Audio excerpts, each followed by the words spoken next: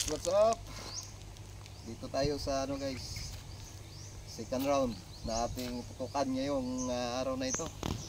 So I do familiarize guys yung close combat, how to execute it and how to handle gun properly para hindi tayo mamiss, at saka siyempre hindi tayo maagawan ng firearms natin kung sakaling nasa malapit po yung natin, yung ating pong kalaban, for example. So turo natin guys, para ito yung target natin. This is our target, so kailangan ma-execute natin ito properly. Okay, so hanggang tayo din how to change magazine, so ayan po guys. Okay, so load natin ito. So ayan, so yung target natin very close to us, and how to handle it, how to execute if we are in close combat. Dala natin yung firearms natin, so load natin. So firearm is always ready.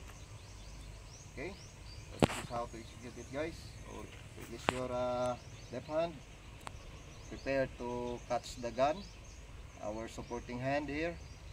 Okay, okay, so ganon, so is that, and like this. Okay, so ganyan po yan guys, so put your pistol here, and then you need to shoot it.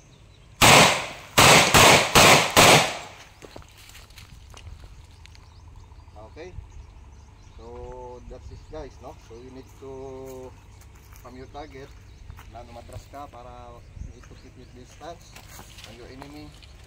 Okay, so ayun po. So ganun po guys, para halimbawa naman, since magazine tayo guys, so tayo naman yung a-attack, okay, attack our enemy. Dito tayo, clear it, so load gun. Wait lang. Wait, so we need to guys, we need to, for example, attack the enemy. Okay, so firearms ready. Okay, so just align your your firearm to the target, then fire.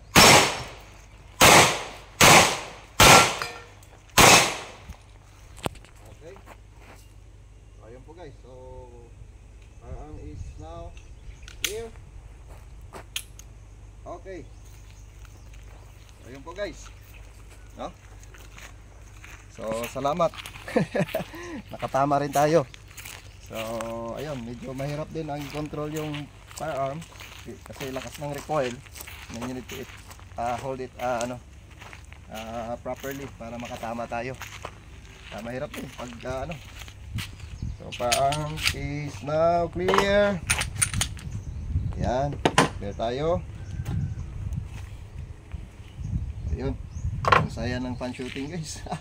Release tayo, unwind muna tayo, putok muna tayo to familiarize our pistol wherever we go. Okay, so that we can defend ourselves, our family, and stranger. Kaya po tayo binigyan ng privilege, to acquire firearms. Siyempre, secure your tree. You need to secure your tree. Mayroon tayo ditong tatlo, kailangan ma-secure natin ito guys, so to handle your gun. Para mag-legal tayo, firearm registration. Mayroon tayong LTOF, at siyempre yung ating permit to carry. Ayan, tatlo yan, magkasama, updated yan when you go to anywhere and you go to shoot, like this. Kailangan po meron po tayong mga papers, we are legally gun handler.